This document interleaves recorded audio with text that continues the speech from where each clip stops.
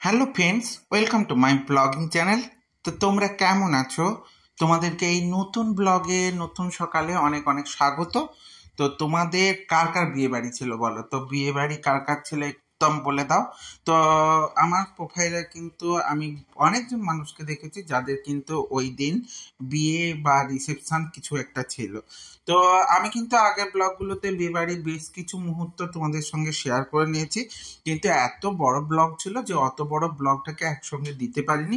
তাই খাওয়া দাওয়ার কিন্তু আর বাদ বাকি অংশটা নিয়ে চলে এসেছি।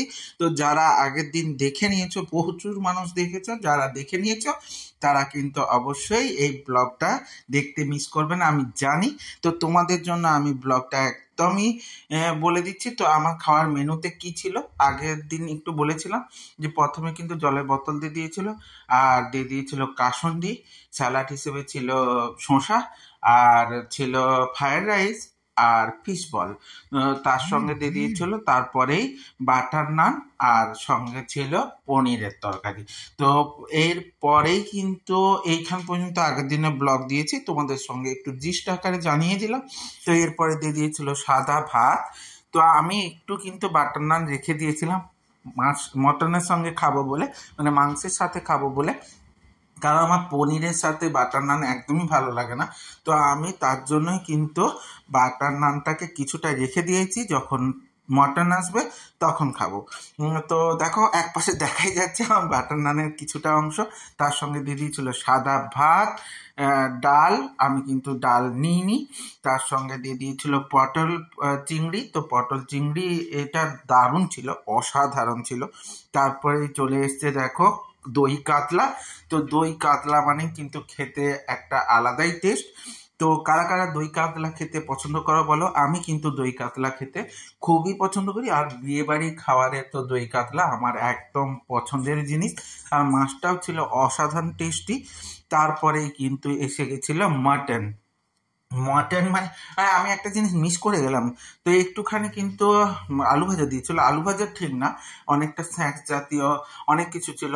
আলু ভাজা, তার সঙ্গে কিছুটা বাদাম এরকম করে মিক্সড করে একটা দিয়েছিল। তো ওটাও ছিল তার মধ্যে। এবার মটন চলে এলেই খেতে হবে। তবে আমি কিন্তু দুবার মটন নিয়েছিলাম, আমার বিয়েবাড়ি খাওয়ার ক্ষেত্রে এগুলো কিন্তু খুবই পছন্দের। তো মটনের টেস্টটা দারুণ ছিল, খুব সুন্দর রান্না হয়েছিল।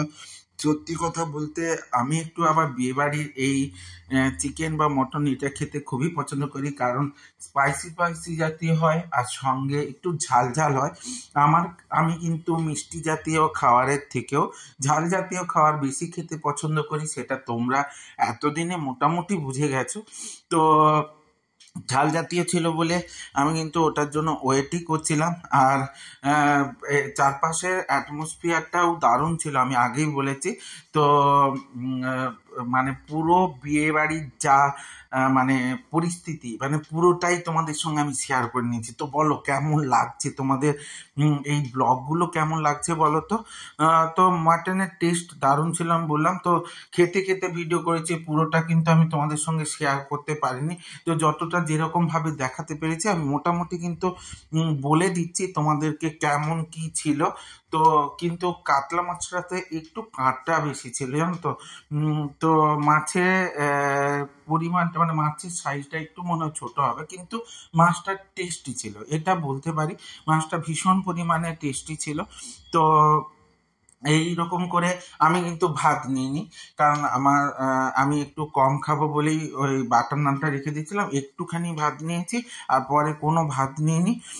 তো পুরোটাই আমার খেতে দারুণই মনে হচ্ছিল। তো তোমাদের কার কার বিয়ে বাড়ির মাংস খেতে পছন্দ করো? আমি কিন্তু করি, আগে নো ডাউট আমি বলেই দিয়েছি আমি কিন্তু পছন্দ করি। তো তোমরা কে কে পছন্দ করো বলো। তো মাটনের পর চলে এসেছিল চাটনি। চাটনি মানে ছিল কিন্তু ফুস চাটনি, মানে ফুস দিয়ে বানানো।